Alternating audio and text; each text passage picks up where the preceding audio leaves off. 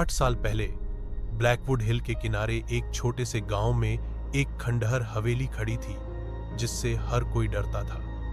स्थानीय लोगों का कहना था कि घर शापित था।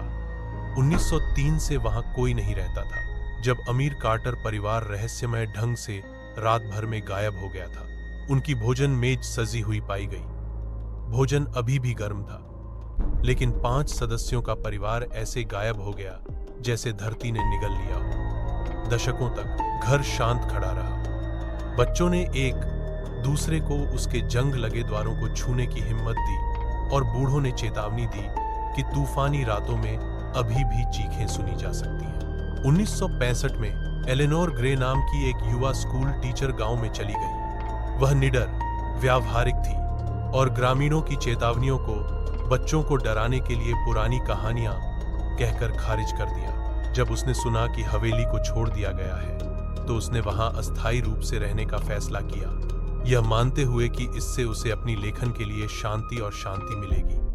अपनी पहली रात अंदर उसने देखा कि हवा बाहर की तुलना में ठंडी थी, जैसे कि दीवारें पाले से सांस ले रही हों। धूल मोटी परत में जमी थी, लेकिन फर्नीचर अजीब तरह से साफ लग रहा था, मानो किसी के लौटने का इंतजार कर रहा हो।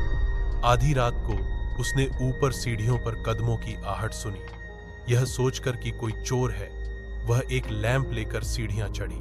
ऊपर की मंजिल का गलियारा जितना होना चाहिए उससे अधिक लंबा खिंचा हुआ था और दरवाजे कई गुना बढ़ गए लगते थे। उसने कसम खाई कि घर उसके चारों ओर बदल रहा था। हॉल के अंत में उसने एक दरवाजा थोड़ा खुला देखा, जिसके अंदर मोमबत्ती की रोशनी टिमटिमा रही थी।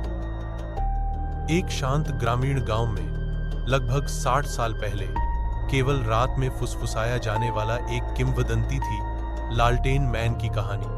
उन्होंने कहा कि धुंधली शामों में एक पुरानी वन सड़क के किनारे एक मंद लालटेन की रोशनी हिलती हुई देखी जा सकती थी। जिन यात्रियों ने इसका पीछा किया वे कभी वापस नहीं आए। ग्रामीणों का मानना था कि यह एक रेलकर्मी की आत्मा थी जो एक दुखद दुर्घटना में मर गया था। उसके शरीर को कभी दफनाया नहीं गया और उसकी आत्मा अभी भी भटकती थी, अपने लापता सिर की तलाश में, अपने रास्ते को रोशन करने के लिए एक लालटेन लिए हुए। 1962 में थॉमस हेल नाम का एक युवक शहर से देर से लौटा, चेतावनी को अनदेखा करते हुए। उसने समय बचाने के लिए वन पथ लिया। कोहरा घना था और जल्द ही उसने आगे एक धुंधली लालटेन की चमक देखी। कोई न कोई उसी रास्ते पर चल रहा होगा, उसने सोचा। राहत महसूस करते हुए उसने पीछा किया। प्रकाश धीरे धीरे झूल रहा था, उसे पेड़ों में और गहरा ले जा रहा था। घंटे बीतते लग रहे थे, हालांकि सड़क को केवल 20 मिनट लगने चाहिए थे। अचानक प्रकाश रुक गया। थॉमस करीब गया और महसूस किया कि लालटेन हवा में लटक रही थी, बिना किसी के पकड़े। फिर उसने सुना भारी कदमों से उसके पीछे पत्तियां कुचल रही थी। जब वह मुड़ा, उसने एक फटे हुए रेलवे वर्दी में एक बिना सिर वाला आंकड़ा देखा।